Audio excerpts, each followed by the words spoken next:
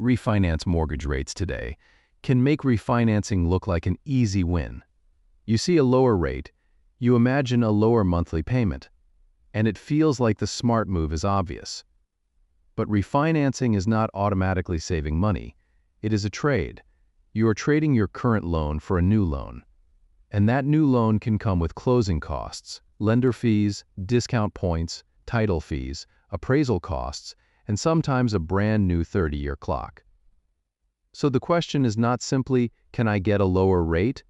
The real question is, how long will it take for the savings to pay back the cost of refinancing? That number is called the break-even point, and it is the number many homeowners skip.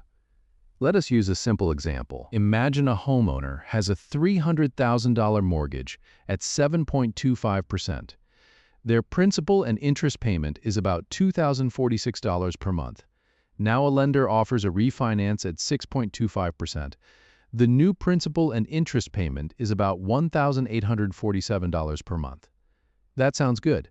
The payment is about $199 lower each month, but the refinance is not free. Suppose the closing costs are $6,000. To find the break-even point, divide the cost by the monthly savings. $6,000 divided by $199 is about 30 months. That means the homeowner needs to keep the new loan for roughly 2.5 years before the refinance actually pays back its cost. Before that point, the lower payment is not a true win. It is just slowly recovering the money spent to get the new loan. This is why the advertised refinance rate can be dangerous. A lower rate can be real. The monthly savings can be real.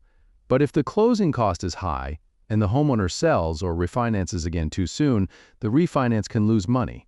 Now, here's where it gets even more confusing. Some lenders advertise a very low rate because the borrower is paying points. A point usually means 1% of the loan amount paid up front. On a $300,000 loan, 1 point is $3,000, 2 points is $6,000. So if one offer has a lower rate but requires points, it may not be cheaper unless you keep the loan long enough. This is why homeowners should not compare rate to rate. They should compare loan estimate to loan estimate. The loan estimate shows the interest rate, monthly payment, closing costs, points, cash to close, and annual percentage rate.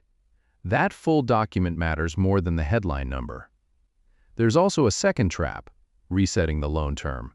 If you're 10 years into a 30-year mortgage, you have 20 years left. If you refinance into a brand new 30-year loan, your monthly payment may drop, but you may also stretch the debt over a longer period. That can increase the total interest paid over the life of the loan. The lower monthly payment feels good today, but the longer timeline can cost more tomorrow.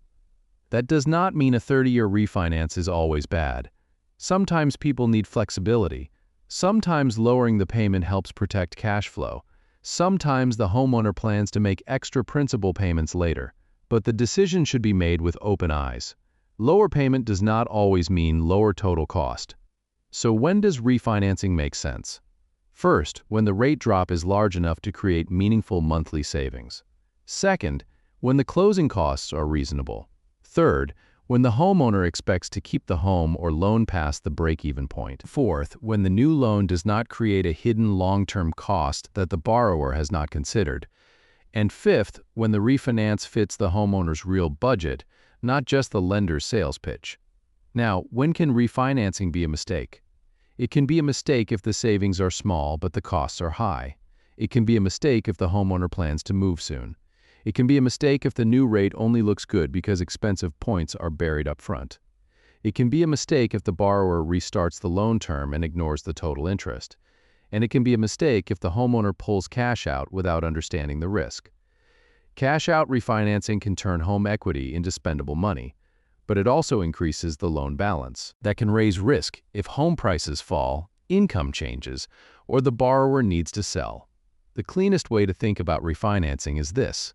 The rate is only the doorway. The break-even point is the test. Before refinancing, calculate the monthly savings, calculate the total cost, divide the cost by the savings. Then ask one simple question. Will I keep this loan long enough for the math to work? If the answer is no, the lower rate may not matter. If the answer is yes, then compare the full loan estimate carefully. Because refinancing can be powerful when the numbers line up. But it can also be a quiet trap when the payment looks better than the deal really is. There is another hidden refinance problem.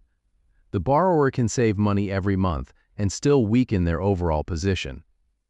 That happens when the refinance frees up monthly cash, but the homeowner uses that cash to take on new debt. For example, a lower mortgage payment may feel like extra breathing room. But if that breathing room turns into a larger car payment, credit card balance, or personal loan, the refinance did not really improve the household. It only moved the pressure around. This is why the best refinance decision is not only about the mortgage, it is about the full household balance sheet. Ask what the refinance changes. Does it lower risk? Does it increase cash flow? Does it shorten the loan?